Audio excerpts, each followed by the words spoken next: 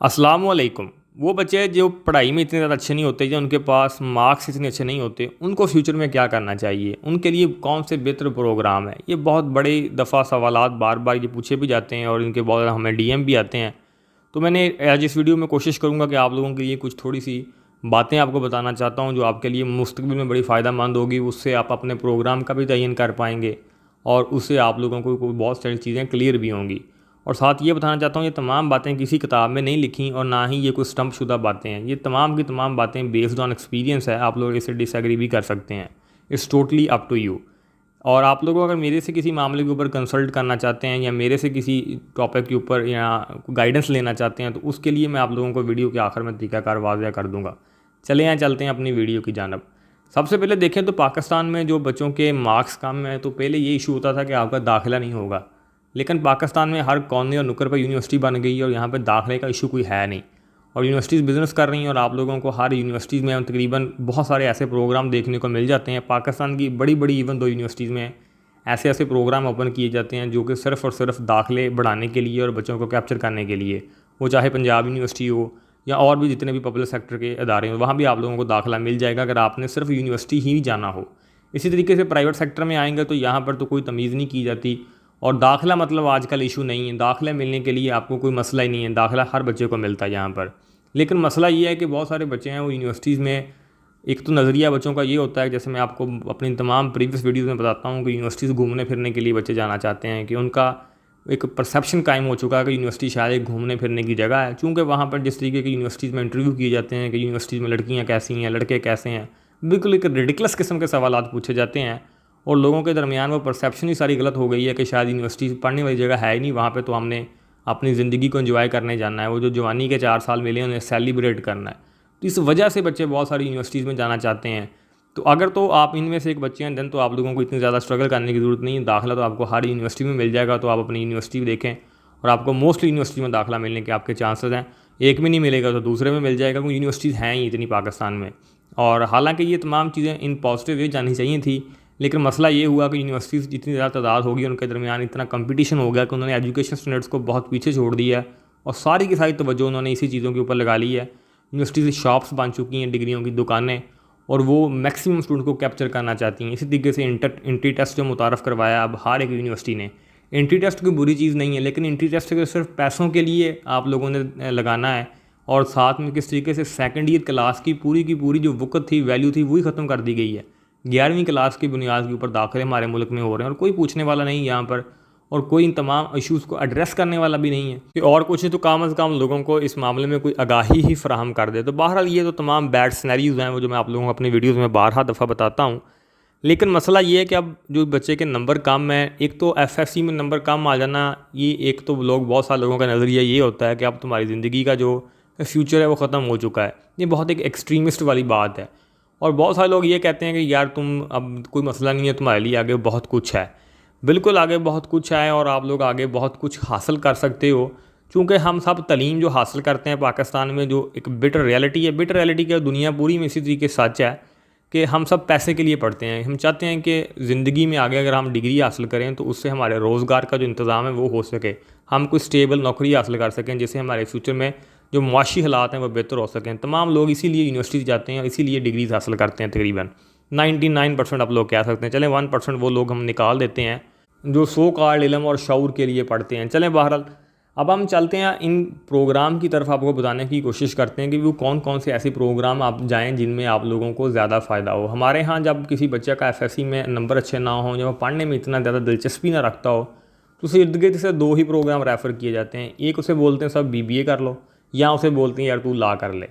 अब ये 2 चीज़ें इसलिए बोलते हैं, कहते हैं तुम्हें बीबीए करने के बाद अब बिज़नेस आ जाएगा, और वो दूसरे साथ वाले बोलते हैं भी तुम्हें एलएलबी करने से जो तुम घर में कोई वकील बन जाएगा। अब मसला ये है कि हमारे मुल्क में ना तो बीबीए के लोगों को समझ है, और बहुत सारे लोग हमारी वीडियोस के नीचे आके भी कमेंट्स कर रहे होते हैं क्योंकि वो खुद बीबीए कर रहे होते हैं और शायद उनको किसी ने कभी उस वक्त पे गाइड नहीं किया था, तो वो आके लोगों को बताते हैं कि बीबीए पता नहीं दुनिया की सबसे बेस्ट डिग्री है। तो पाकिस्तान में बीबीए जैसी बकवास डिग्री कोई नहीं है, तो बीबीए की तरफ जाना नहीं चाहिए आप लोगों को।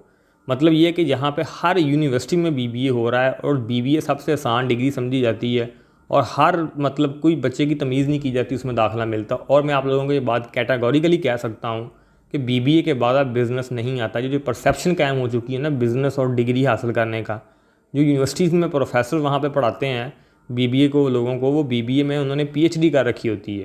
नहीं मतलब वो बोले एमबीए किया होता है, देन फर्दर वो मास्टर क्लास के बाद आप फिर अपनी पीएचडी की तरफ गए होते हैं।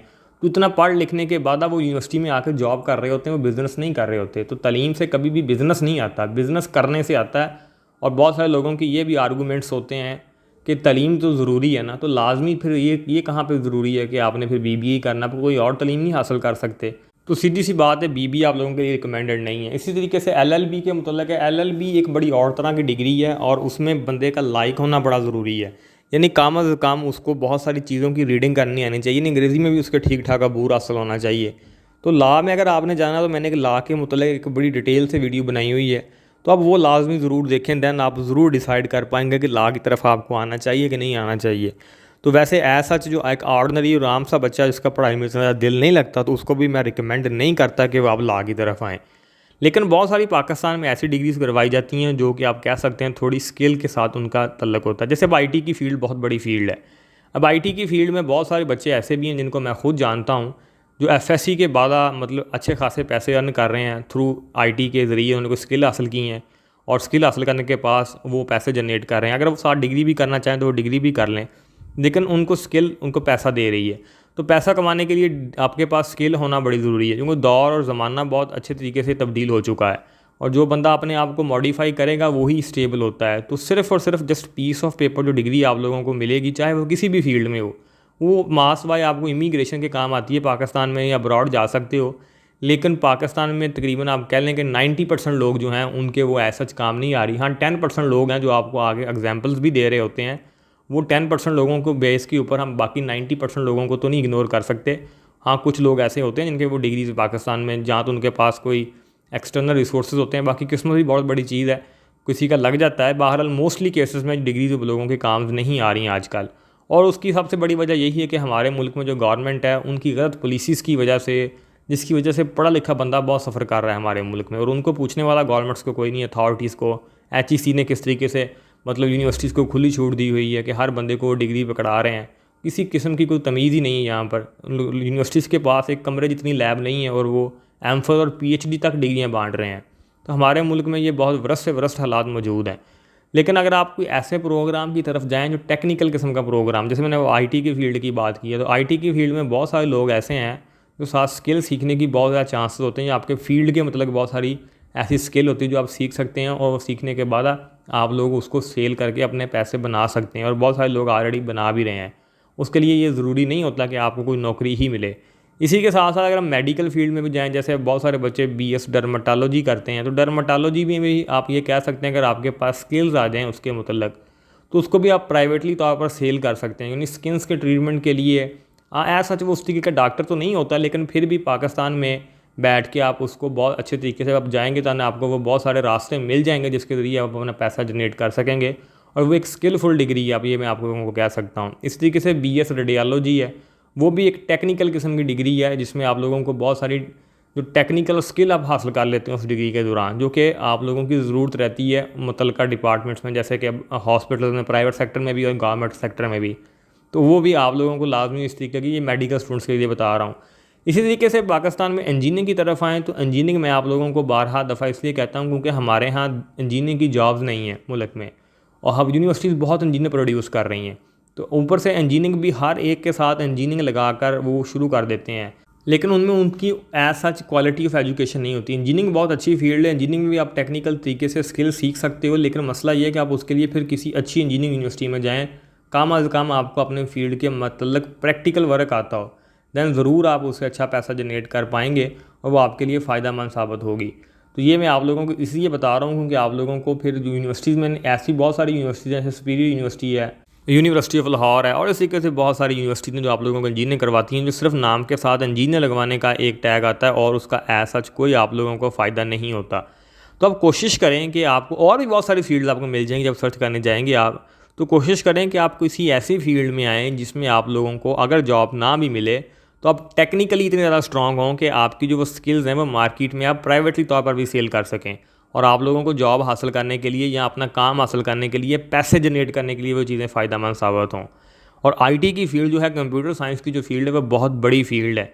इसमें लोगों की तादाद भी बहुत ज़्यादा है और सैचुरेशन भी बहुत ज़्यादा हो रही है, नो डाउट, इसमें कोई आर्गूमेंट नहीं है। पाकिस्तान में इन सालों में सबसे ज़्यादा दाखिले कंप्यूटर साइंस के प्रोग्राम में ही हो रहे हैं, लेकिन इसकी मार्केट भी बहुत बड़ी है।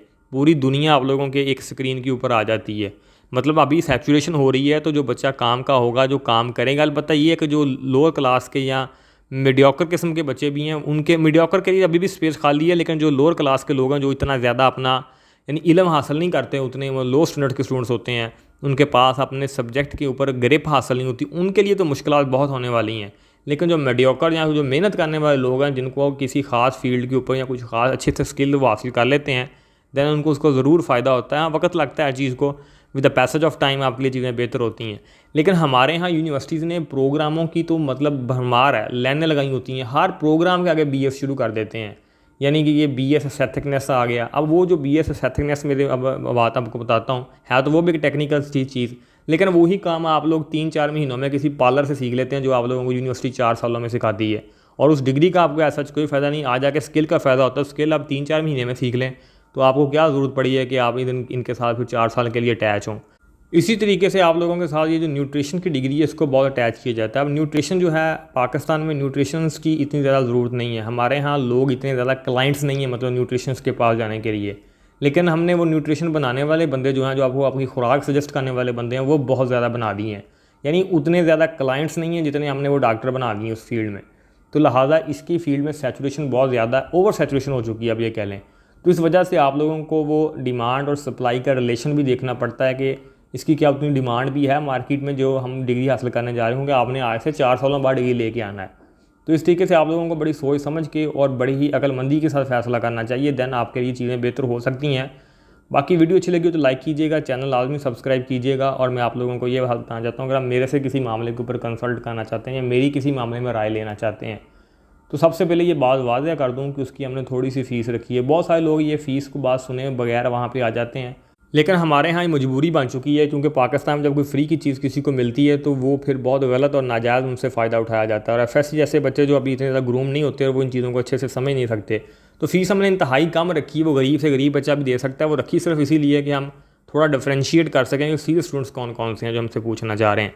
तो अगर आप लोग इन टर्म और कंडीशन के साथ फॉलो करेंगे, देन आप इंस्टाग्राम के ऊपर अप्रोच करें, वहाँ पर एडमिन आपको सारी जो सूरत बता देगा किस तरीके से आपकी मेरे साथ कॉल बुक होगी। और मैं आप लोगों से फिर जितने भी आप लोगों के सवाल मेरे इल्म के मुताबिक जो भी उनके आंसर होंगे, मैं पूरी कोशिश करूँगा कि आपको ईमानदारी से उनके आंसर दूँ। बाकी वीडियो अच्छी लगी, वीडियो को लाइक करना, चैनल को लाजमी सब्सक्राइब करना है। और जो इंस्टाग्राम का अकाउंट है वो बिल्कुल इसी नाम से मौजूद है जिस नाम से यूट्यूब का चैनल है। Thank you.